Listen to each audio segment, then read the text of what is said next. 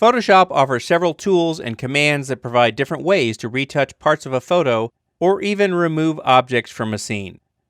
The Content-Aware Fill command lets you remove objects by filling an area of a photo with other detail in the image.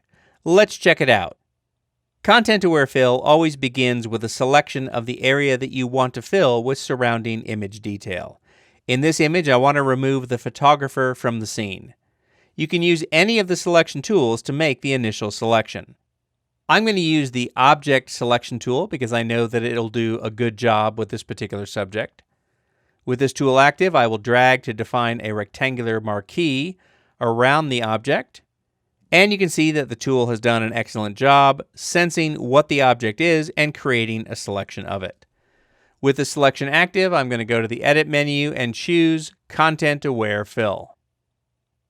In the Content-Aware Fill workspace, the selected area is on the left and the area that's being sampled to create the fill shows as a green overlay.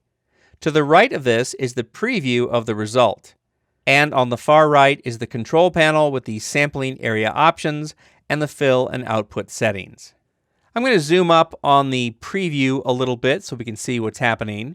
There's an obvious dark fringe here, and the color inside the fill is not really matching the dune behind it. And this is because the initial selection was very precise, and some of those darker edge pixels along the shape of the photographer are being factored into the result. So we can fix that by coming over to the lasso tool in the Content-Aware Fill toolbar. And then up in the options, you can see that there are choices to expand or contract the selection. I'm going to leave this set to the default of 10 pixels, and I'll choose to expand the selection. And here you can see how that selection has been expanded to incorporate more of the detail around the subject. And in the preview pane, the result is greatly improved. In the sampling area options, the default is set to auto, and this method will use content that is similar to the area that is immediately surrounding the selection, and this is generally the best option to start with. And as you can see for this particular image, it's doing a really good job. The rectangular method will sample from a rectangular area surrounding the selection. So when I click on that, notice that more of the trees are added to detail that is being sampled. And that is creating an error by introducing part of a tree into the result. If neither the auto or rectangular options are working, you can use custom, which allows you to define the area that is being sampled. So let's explore that. I'm going to come over to the toolbar and choose the sampling brush, and I'm just going to begin to paint over the dune area to define that as detail to use to create the fill. And we can see the result there. Let me come down and add in some of the background here. And we'll get some of the area where the photographer is standing as well as some of that background detail. And there we go. That's already doing a really good job there. You can use the sampling brush tool with any of the sampling area options to modify the area that is being sampled for the fill. If you have multiple layers in your file and you want the Content-Aware Fill to sample from all of the layers instead of just the active layer, you can do this by clicking on the Sample All Layers checkbox. Below the sampling area options, there are some additional fill settings that you can use, and if you mouse over each of these, a tooltip will appear explaining what they do and what types of situations where they might be useful. Down in the output settings, you can choose to output to the current layer, a new layer, or a duplicate layer. I'm going to leave this set to new layer, which is the default. And when you are satisfied with the result, you can click OK to apply the Content-Aware Fill, and this will then return you to the main Photoshop workspace. Or you can choose to click Apply, which will apply the Content-Aware Fill, but leave the Content-Aware Fill workspace open. This is very useful if there are additional areas that need to be filled. I'll click OK here, and then come up to the Select menu and choose Deselect. In the Layers panel, you can see the new layer that was created by the Content-Aware Fill. And if I turn the visibility of that layer off and then on, you can see that it's doing an excellent job at covering the detail in that part of the image. The spot healing brush in Photoshop is ideal for retouching and removing imperfections from your photos, such as image sensor dust spots, small distractions, or objectionable elements like power lines. With the right approach, it can also be used to remove other types of objects from an image. Let's check this out. I'm going to begin this project by making a copy of the background layer by choosing Layer, New, Layer via Copy. And the reason that I'm making a copy layer is so that I can apply the retouching in a non-destructive way and have it be separate from the background layer. This will allow me to easily make corrections if some aspect of the retouching needs to be redone. I'm going to double click on the Zoom tool at the bottom of the tool panel, which is a nice shortcut for zooming up to 100%, and then I'll press down on the spacebar to get the grabber hand, and I just want to arrange this so I can see all of the reflection of the Washington Monument. I'll come over and get the Spot Healing Brush tool. And up in the options bar for this tool, you can see that there are three types of healing that we can apply. Content Aware is the default, and this is what I tend to use most often. It's a good choice if you are repairing areas that contain an element of a pattern, such as the rippled surface of the water in this photo. Proximity Match often works quite well if the surrounding areas are consistent in terms of color and detail. For now, I'm going to leave this set to Content Aware. And I'm going to resize my brush. You can see it here over the monument just above this goose. And I'm going to do that by using a shortcut of tapping on the right square bracket key several times to make the brush cursor larger. If I tapped on the left square bracket key, it would make it smaller. I'm going to remove this goose that is fast asleep here over the reflection. I don't need to define any area as a sample point to copy detail from like you do with some Photoshop retouching tools. I'm just brushing over it. And what the spot healing brush is doing is looking outside the area that I'm defining with the brush stroke to figure out the best way to blend that surrounding color and detail into the area I'm brushing over. And it has done a pretty good job. I'm just going to go over a couple of these areas again, just to smooth out any little imperfections that are drawing attention to themselves. There we go. That's looking good. All right, let's tackle another object removal in this image. I'm going to hold the spacebar down to get the grabber hand, and I'm going to arrange the image so I can see these two construction cranes in the distance. And let me zoom up one more level. I'll do that with a shortcut, Command+ on Mac or Control+ on Windows. So since the sky surrounding these cranes is relatively consistent in terms of color and detail, I'm going to try the proximity match method for this. And I'm going to keep my brush size the same here. It's at about 45 pixels. And I'm just going to brush over most of those cranes to see how well that works. And it's working pretty good. Let me actually come over part of that a little bit more. There we go. Now, sometimes when you get closer to an area like the edge of the monument here, proximity match may not work as well.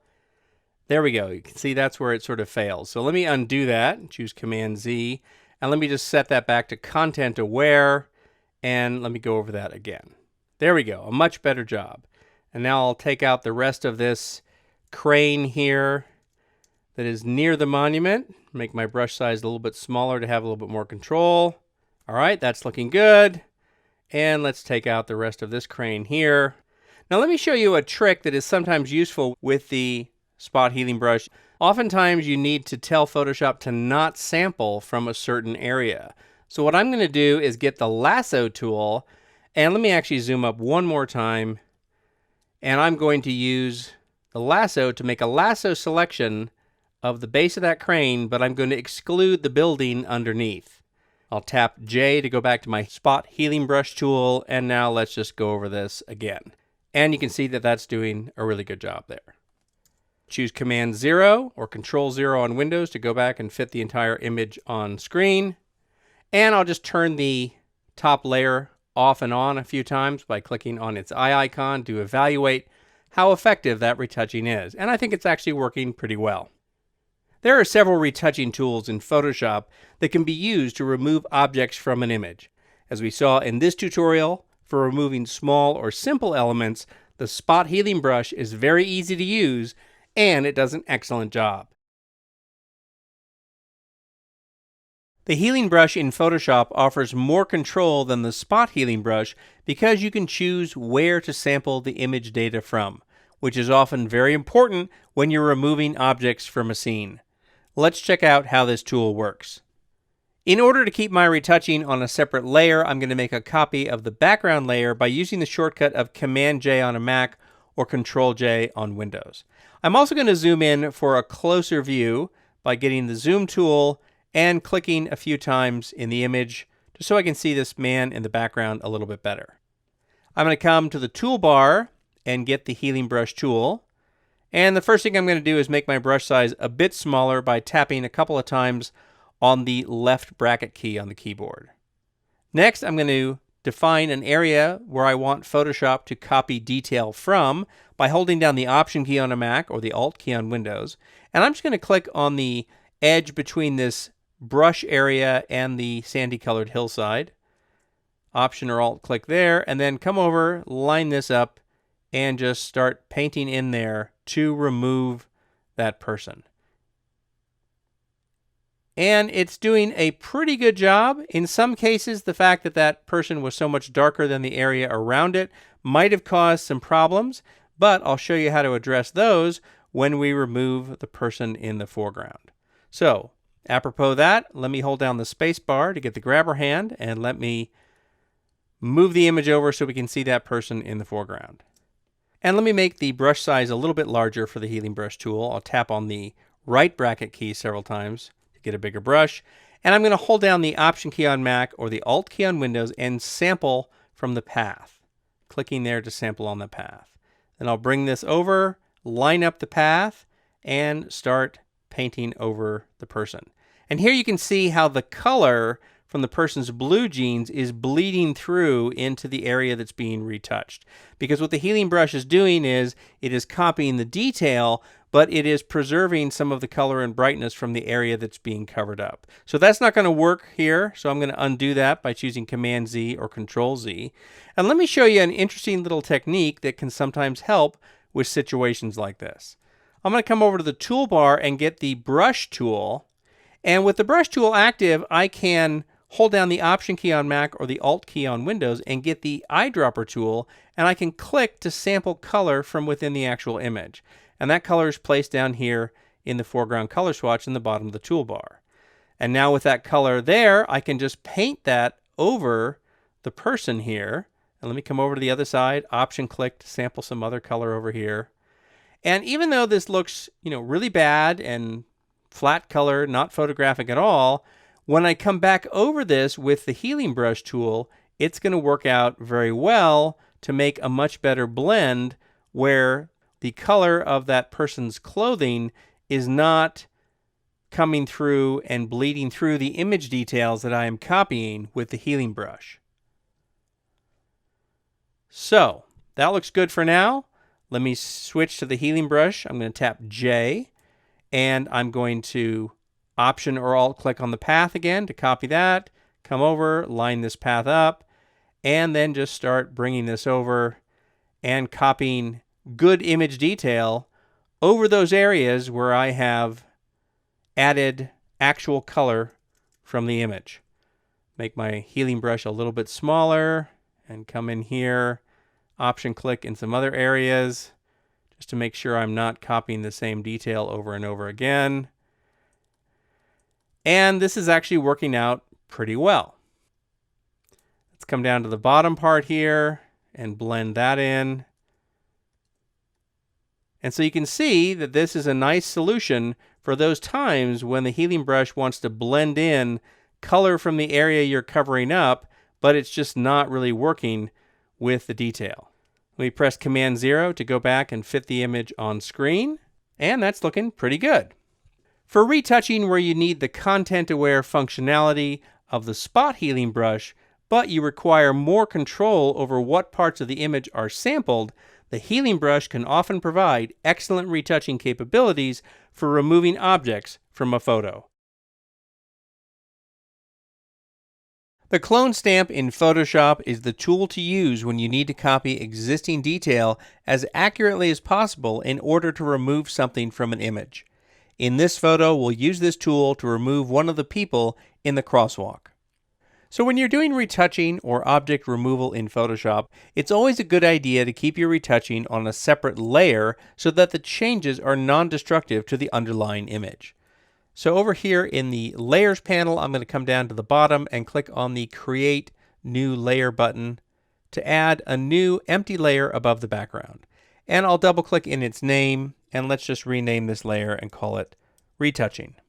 I'm also going to click on the Lock Position button for this layer, and this will prevent the retouching layer from accidentally being moved and becoming unaligned with the background layer. I'm going to come over to the toolbar and I'm going to select the Clone Stamp tool.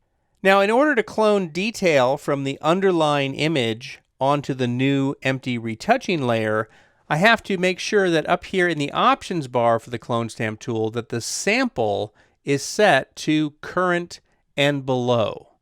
The default setting for this tool is current layer, but that wouldn't work here because the current layer is empty and has no detail on it. So let me set that back to current and below. Next, I'm going to zoom up to 100% using the shortcut of Command Option 0 on Mac or Control Alt 0 on Windows. I'll hold down the space bar to get the grabber hand so I can move the image around and see this person here near the bottom of the crosswalk. I'm going to make my Clone Stamp brush cursor a bit larger by tapping on the right bracket key several times. And now I'm going to define a sample point. I'm going to tell Photoshop where I want it to copy the detail from. So I'm going to move my cursor a little ways over from the woman in the crosswalk there. And I'm going to hold down the Option key on a Mac or the Alt key on Windows. And I'm going to line up that crosshair there with the edge of the white stripe. And with the Option or Alt key down, I'm going to click to define that as the sample point. And as I move this over here, you can see that there's a preview within the cursor of the detail that's going to be copied. And that's actually very useful in this case because I can line it up with the existing crosswalk line there and then just click down and begin brushing that over there. And as I do that, take a look at that crosshair that is following me over to the right of my actual Clone Stamp brush cursor. This is telling me where the detail is being copied from. And it's always a good idea to pay attention to that because it's going to give you a preview of when it might be about to move on to an area that you don't want to copy. So, all right, there we go. That looks pretty good for now. So let's point out that in addition to removing that person there, I have also created some repeating details. So you can see those here with this line and this little angled line here are exact copies of those same elements over on the other side of the white stripe. And even some of these dark spots on the asphalt are exact copies. So I'm going to remove those. Let me just tap S to get back to the Clone Stamp tool. And I'm going to tap on the left bracket key a few times to make my brush cursor a bit smaller.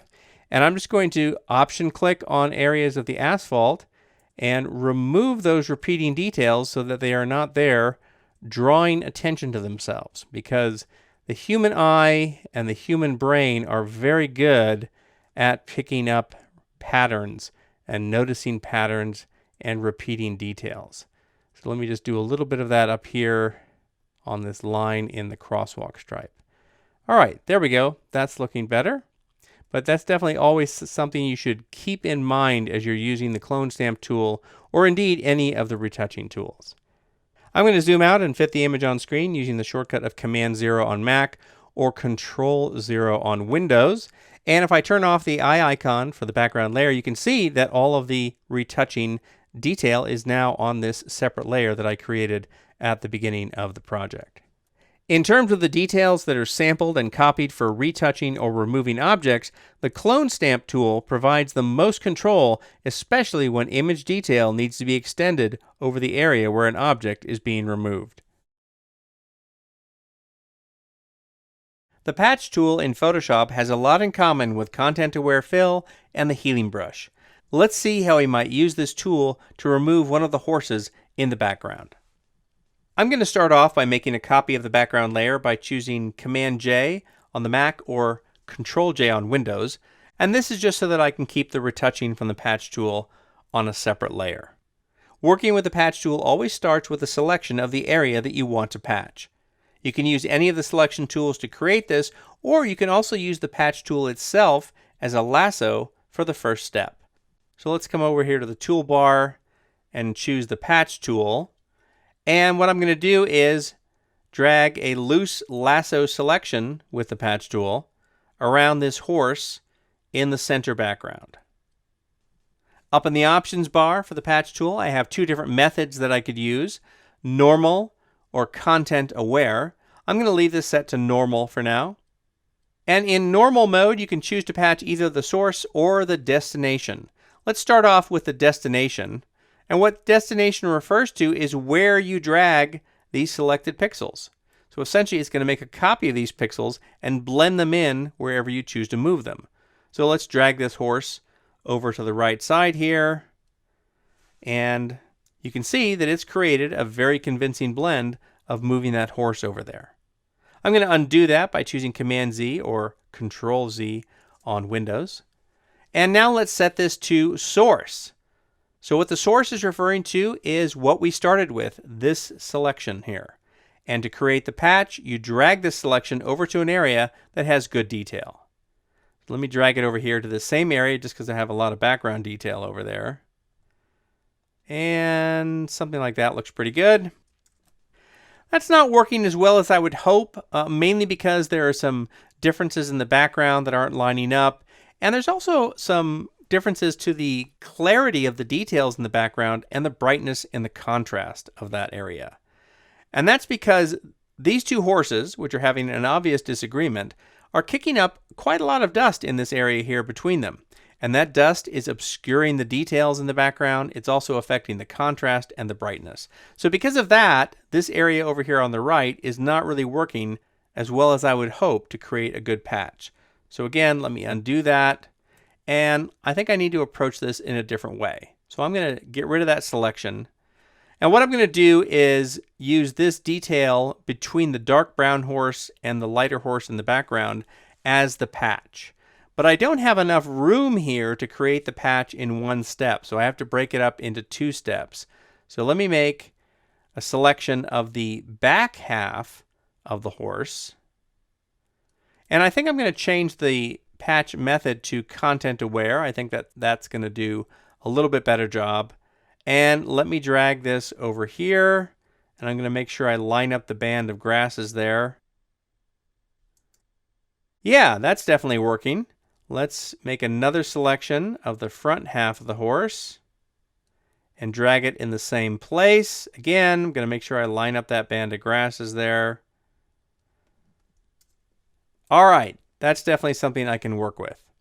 However, since I was copying the same bit of detail twice, I do have some repeating elements showing up. So I'm going to fix those with the clone stamp tool. I will Option or Alt click to sample areas that I can then brush over and just obscure the fact that we do have these repeating details here in the background. And even these tufts of grass need to be adjusted a little bit. So it's always good to cast a discerning eye on the area that you have been retouching just to make sure that you don't have any areas where there are obvious repeating details. All right, I think that that's going to work pretty well. Let's turn that retouching layer off and on there by clicking on its eye icon.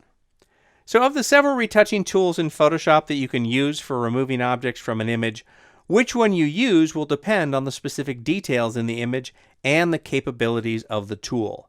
As we saw in this project using the patch tool and the clone stamp, sometimes the best approach may be to use multiple retouching tools.